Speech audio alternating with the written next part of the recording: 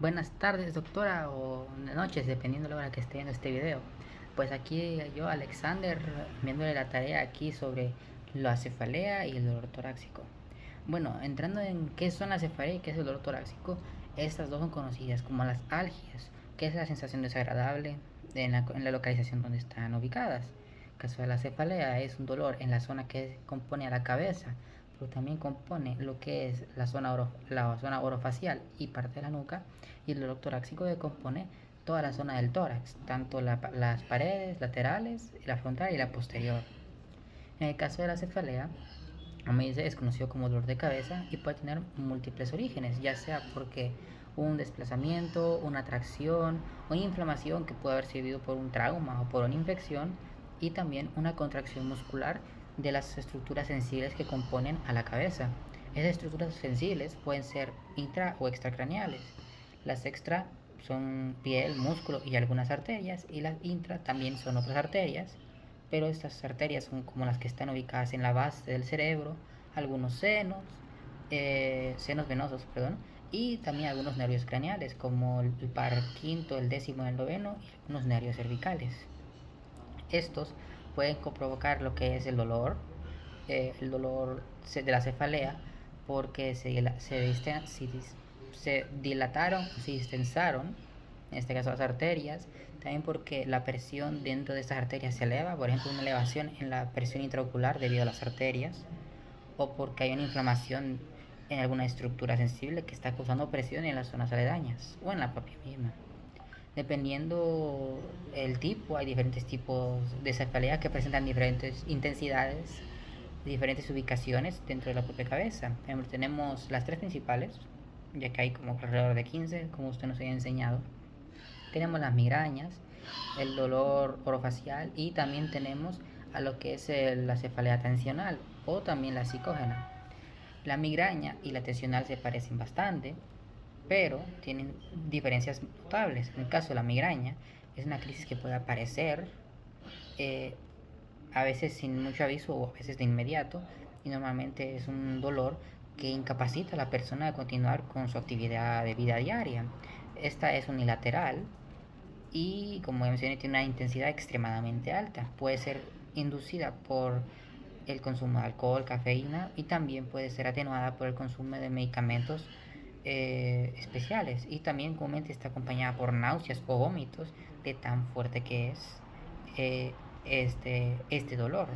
Luego tenemos al psicógeno tensional, que como dice su nombre, puede deberse a la tensión de un músculo que rodea la cabeza, como por ejemplo la tensión muscular del temporal, que se da a veces, o del macetero también, que se puede dar a veces por el uso de ortodoncia, que al final eso pone cierto nivel de tensión a esos músculos, aunque sea poca, pero siempre la pone.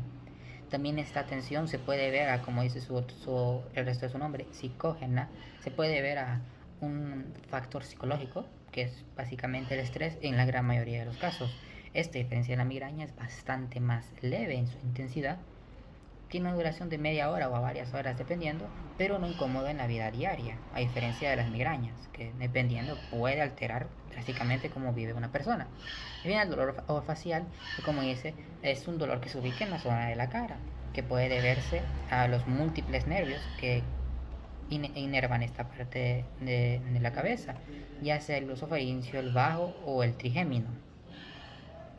De esos dolores se puede también determinar el nivel de superficie donde están ubicados. En este caso, el dolor somático es el dolor superficial de todas las estructuras que pueden considerarse superficiales. Esto incluye también dolores intrabucales, dolor de odontalgia, dolor de lengua, dolor de la piel de la cara, se, dolor de la mucosa y submucosa son dolores somáticos o superficiales.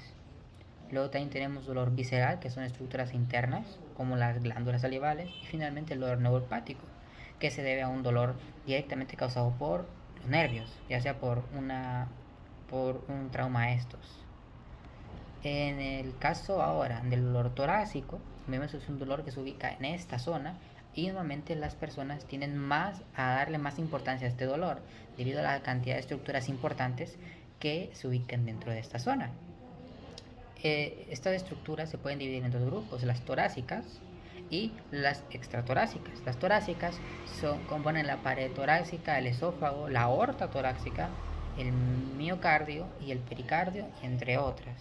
Y las extratorácicas componen a la columna cervical, a las vesículas biliares y a varias otras estructuras que se pueden considerar que están en el abdomen superior, como el estómago, el duodeno o el páncreas, siendo que si da este dolor se irradia a la zona del tórax y se da como resultado un dolor torácico. Este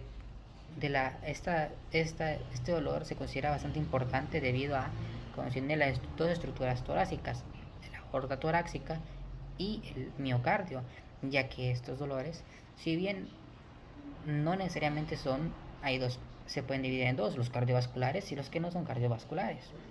Los cardiovasculares más importantes porque en el caso de miocardio se puede ver un infarto de miocardio, y en el caso de la aorta es que la aorta se expandió porque los músculos están debilitados y no pueden soportar la presión que pasa por el diámetro de la arteria, y como es la arteria más grande, la presión que da la sangre es muy fuerte.